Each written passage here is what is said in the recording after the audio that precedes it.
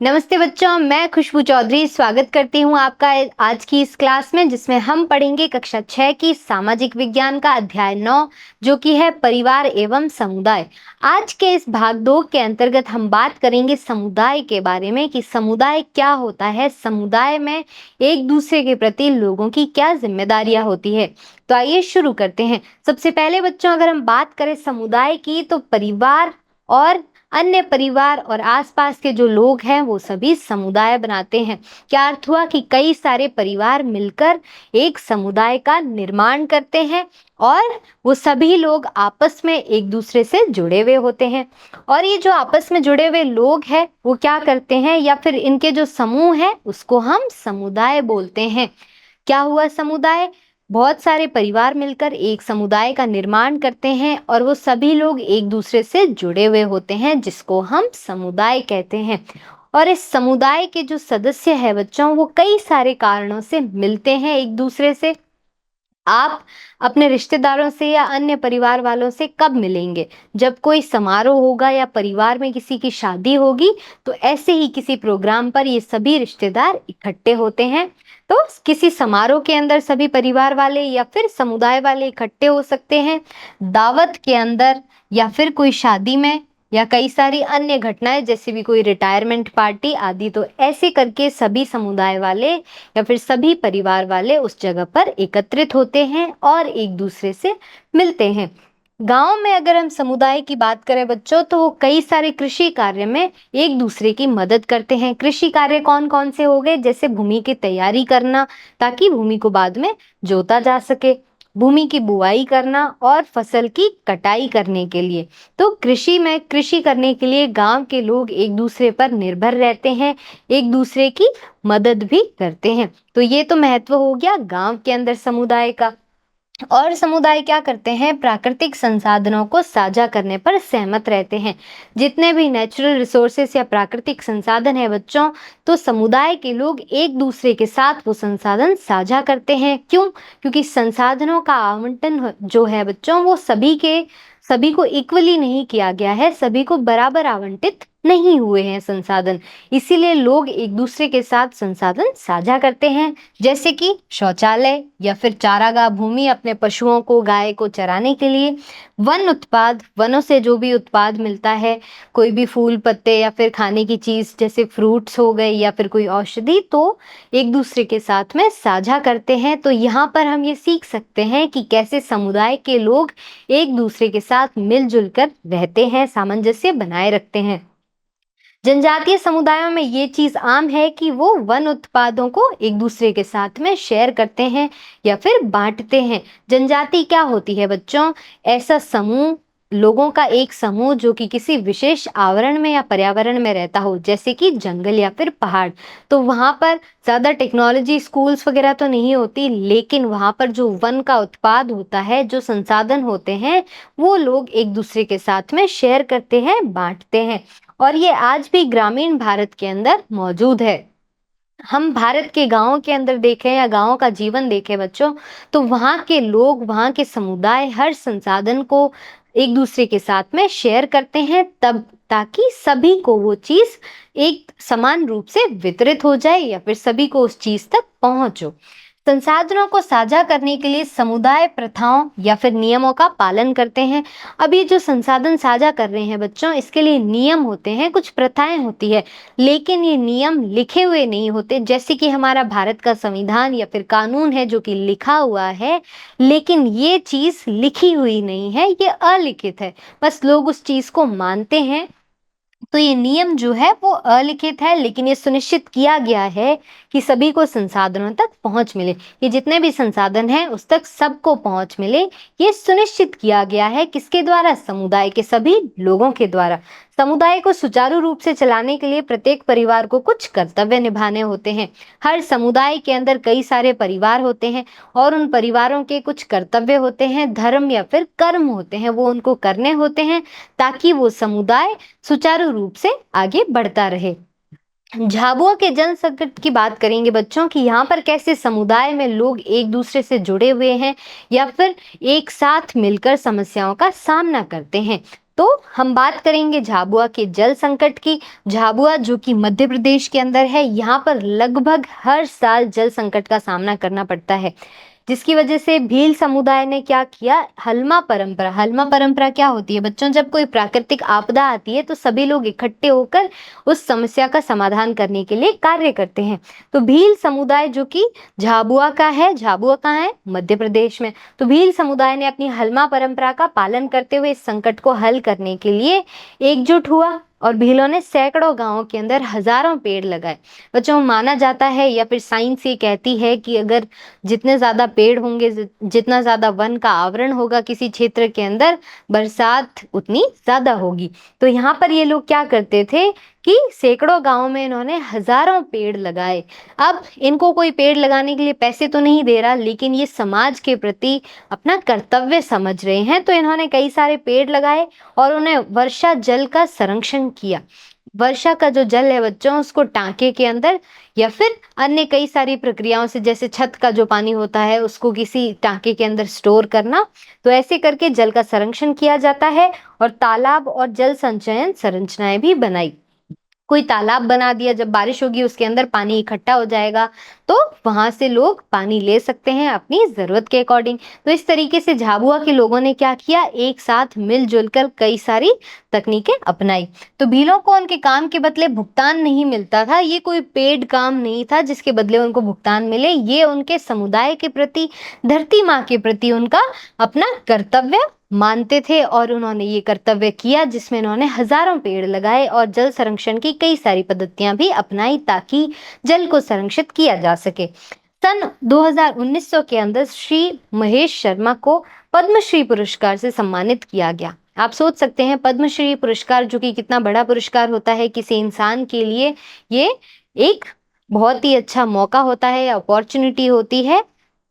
तो महेश शर्मा को क्या मिला, पद्मश्री अवार्ड मिला, पुरस्कार मिला। क्यों? क्योंकि उन्होंने भील समुदाय और शिवगंगा आंदोलन के साथ उनके काम के लिए उन्हें जाना जाता था। महेश शर्मा जो कि भील समुदाय के साथ उन्होंने कई सारे कार्य किए, शिवगंगा आंदोलन में भी इन्होंने पार्टिसिपेट किया और अपनी जिम्मेदारी निभाई, कर्तव्य निभाया, इसीलिए इनको पद्मश्री पुरस्कार मिला। दूसरी घटना हम पढ़ेंगे चेन्नई की बाढ़ की। चेन्नई के अंदर कब बाढ़ आई थी और उसका क्या परिणाम रहा था। तो चेन्नई की जो बाढ़ थी उसके दौरान सड़कें नदियों में बदल गई, जिससे आवागमन असंभव हो गया। जैसा कि आप चित्र में देख सकते हैं, कहीं पर बाढ़ आ जाती है तो सड़क पर पानी भर जाएगा, तो गाड़ियां एक जगह से दूसरी जगह पर नहीं जा सकती, तो आवागमन असंभव हो गया। और कई सारे निजी समूह जैसे कि विशेषकर आध्यात्मिक और धार्मिक संगठनों ने क्या किया, सहायता प्रदान करी, वहां के लोगों को मदद करी। यहाँ पर खासकर बात की गई आध्यात्मिक और धार्मिक संगठन, ऐसे लोग जो धर्म को मानते हैं, धर्म में विश्वास रखते हैं, भगवान में विश्वास रखते हैं, उन्होंने चेन्नई के लोगों की मदद की ताकि वो बाढ़ का सामना कर सके, उस चुनौती भरी समस्या का सामना कर सके। तीसरा किस्सा हम पढ़ेंगे कमल परमार का, कि कैसे कमल परमार ने अपने समाज के हित में कोई अच्छा कार्य किया। तो कमल परमार जो कि अहमदाबाद में ऑटो फैब्रिकेशन वर्कशॉप चलाते थे, उन्होंने सड़क पर रहने वाले वंचित बच्चों को पढ़ाना शुरू किया। उन्होंने कई सारे ऐसे बच्चे देखे जो कि वंचित थे, जो कि स्कूल नहीं जाते थे, तो बच्चों को निःशुल्क भोजन भी उपलब्ध कराया गया। और फिर क्या हुआ, एक समय के बाद 150 बच्चे लगभग नियमित रूप से स्कूल आने लगे और वहां पर पढ़ने लगे। तो यहाँ पर उन्होंने क्या देखा, कुछ वंचित बच्चे थे, कुछ तो ऐसे थे जिन्होंने कभी स्कूल की शक्ल ही नहीं देखी, और कुछ ऐसे थे जिन्होंने स्कूल छोड़ दिया था। तो उन्होंने ऐसे बच्चों को पढ़ाना शुरू किया, उनको निःशुल्क भोजन भी उपलब्ध कराया। फिर एक समय के बाद 150 बच्चे लगभग नियमित रूप से उनकी क्लास में आने लगे और पढ़ने लगे। फिर आसपास के लोगों ने उनका ये कार्य देखा, उनकी प्रशंसा की और खुद ने भी ऐसे समाज की भलाई के कार्य में हिस्सा लिया। तो स्थानीय स्कूलों के कुछ शिक्षक जो थे वो भी इस पहल से जुड़ गए और नियमित स्कूलों से बड़े बच्चे स्वयं सेवक बन गए और उन्होंने भी इन बच्चों को पढ़ाना शुरू कर दिया। तो यहाँ पर हम इन तीनों घटनाओं से, किस्सों से समझ सकते हैं बच्चों कि कैसे समाज के अंदर अपने जो कर्तव्य है, अपनी भूमिका है, उसको निभाने से समुदाय की कोई भी समस्या को हल करना आसान हो जाता है, या फिर उस समस्या को, उसका सामना करना आसान हो जाता है। तो इसीलिए हम सभी लोगों को एक दूसरे के साथ मिलजुल कर रहना चाहिए, हमारे धर्म और कर्म को समझना चाहिए। आवासीय कल्याण समितियां, जिसको RWA भी बोला जाता है, रेजिडेंट वेलफेयर अवेयरनेस। तो आवासीय कल्याण समितियां जो है बच्चों, पिछले 30 से 40 वर्षों में नए प्रकार के समुदाय उभरे हैं। इसको RWA बच्चों रेजिडेंट वेलफेयर एसोसिएशन को बोलते हैं, जो कि हिंदी में क्या है, आवासीय कल्याण समिति कहलाती है। तो पिछले 30 से 40 वर्षों में नए प्रकार के समुदाय उभरे। कई सारे समुदाय, जैसे कि हस्तशिल्प हो गया, या फिर शहर में कोई समुदाय हो गया जो शहर के सभी कार्यों का ध्यान रखे। तो इस प्रकार के कई सारे समुदाय आए। नगरीय क्षेत्रों के अंदर आवासीय कल्याण समितियां ऐसे समुदायों का उदाहरण है। तो ये एक ऐसे समुदाय का उदाहरण है जो कि पिछले 30-40 वर्षों में सामने आए या फिर उभरे हैं।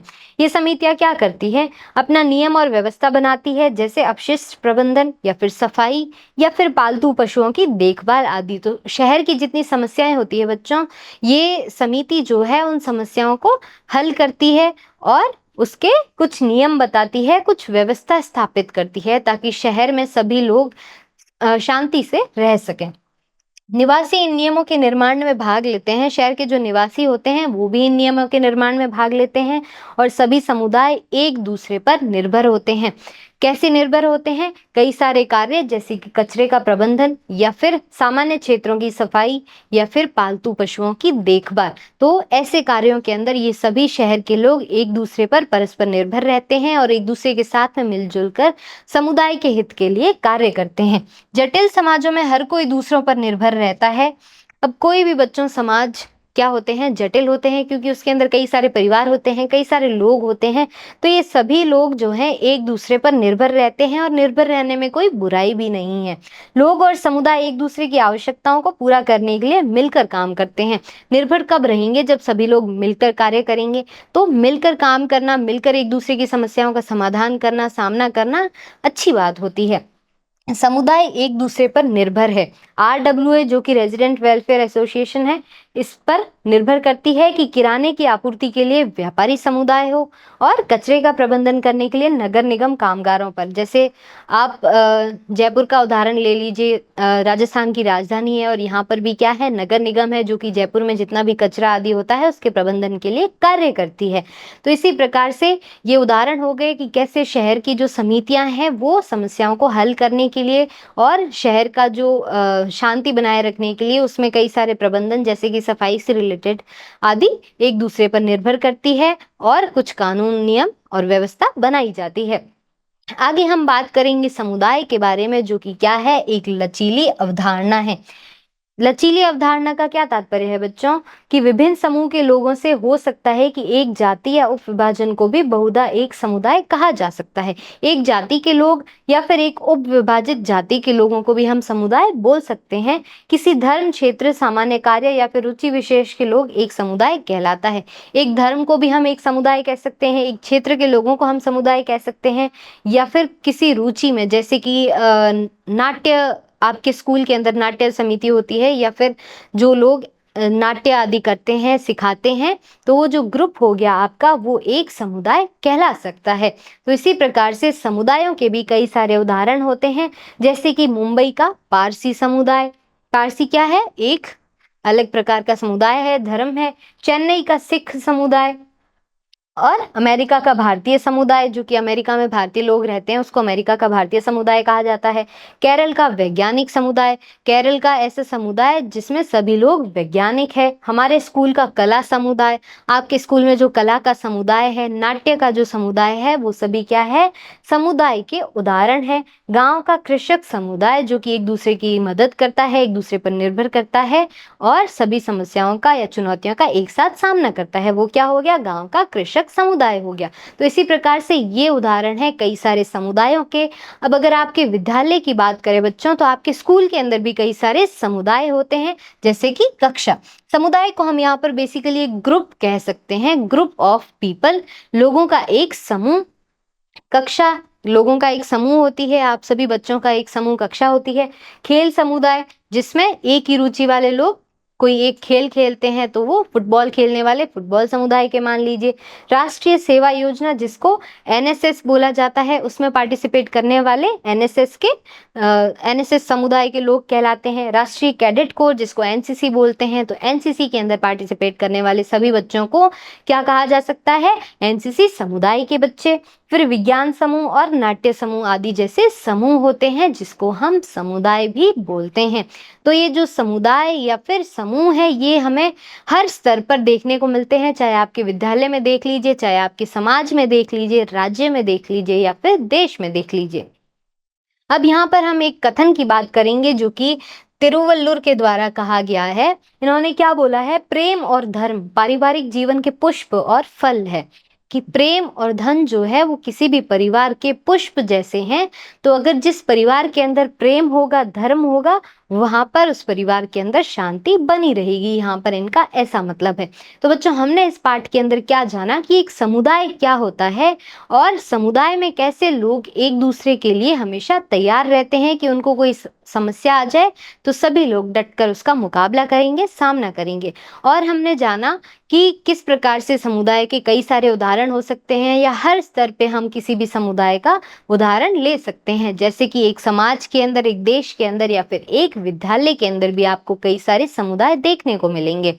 अब हम एक छोटा सा रिवीजन कर लेते हैं, जिसमें सबसे पहला प्रश्न है, संसाधन साझा करने के लिए कई समुदायों द्वारा कौन सी प्रथा अपनाई जाती है? विकल्प एक है सख्त लिखित नियम, दूसरा है अलिखित नियम और कर्तव्य, तीसरा कानूनी अनुबंध, चौथा है संसाधनों की अनदेखी। इस प्रश्न का सही उत्तर क्या है बच्चों? अलिखित नियम और कर्तव्य।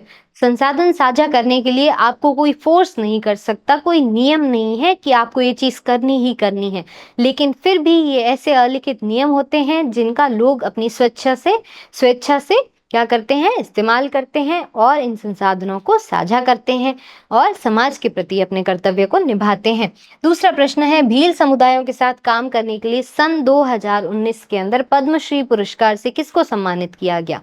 विकल्प एक है महात्मा गांधी, दूसरा महेश शर्मा, तीसरा है जवाहरलाल नेहरू और चौथा है सरदार पटेल। तो बच्चों, महेश शर्मा को पद्मश्री से सम्मानित किया गया था क्योंकि उन्होंने भील समुदाय के साथ में कार्य किया था, इसीलिए उनको पद्मश्री से नवाजा गया था। तीसरा प्रश्न है, RWA जो कि रेजिडेंट वेलफेयर एसोसिएशन है, वो क्या है? पहला विकल्प कृषि कार्यों का प्रबंधन करने वाले लोगों का समूह, दूसरा है शहरी आवासीय मुद्दों का प्रबंधन करने के लिए समुदाय, तीसरा है शिक्षा पर राष्ट्रीय समितियां, चौथा है इनमें से कोई भी नहीं। तो बच्चों, इसका सही उत्तर क्या है? शहरी आवासीय मुद्दों का प्रबंधन करने वाले समुदाय को क्या कहा जाता है? RWA कहा जाता है, जो कि रेजिडेंट वेलफेयर एसोसिएशन कहलाता है। और पहला है कृषि कार्यों का प्रबंधन करने वाले लोगों का समुदाय, तो इसको कहते हैं कृषक समुदाय। तो बच्चों, ये था आज का आखिरी प्रश्न। आज की कक्षा यहीं पर समाप्त होती है। मिलते हैं एक और मजेदार कक्षा में, तब तक के लिए धन्यवाद।